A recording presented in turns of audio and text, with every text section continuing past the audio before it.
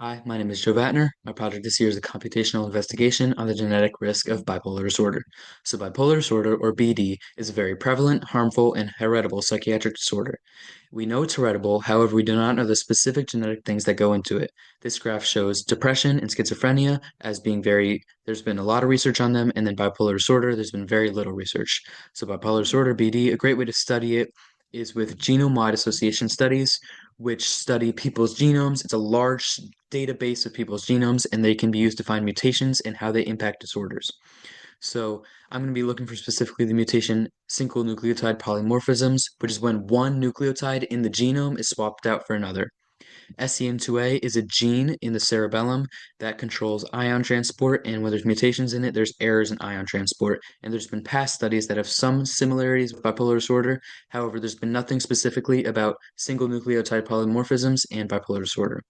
So my independent variable is whether or not an individual in the database has a mutation, a single nucleotide polymorphism mutation. The dependent variable is whether or not they have BD, and I hypothesize that those with an SNP have a higher chance of having BD.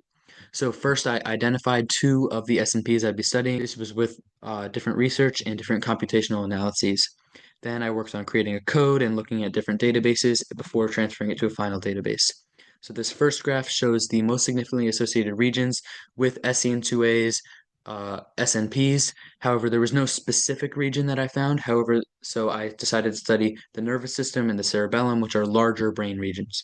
So these left two graphs show the most associated genes with SCN2A based on co-expression or genomic similarities, and on the right, it's based on protein-based similarities.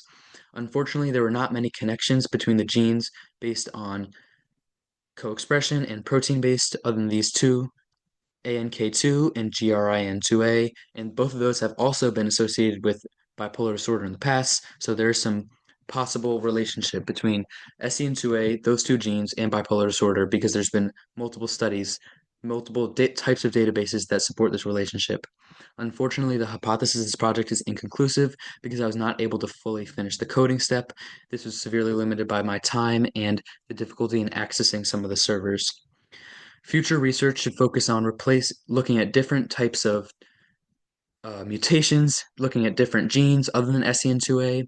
And even though this research was mostly inconclusive, any research on the field of bipolar disorder is important because it adds that, as I said before, pretty small pool of research. And so just understanding the genetic basis of bipolar disorder causes major insights in the therapeutical and biological treatment for this harmful disorder. Thank you.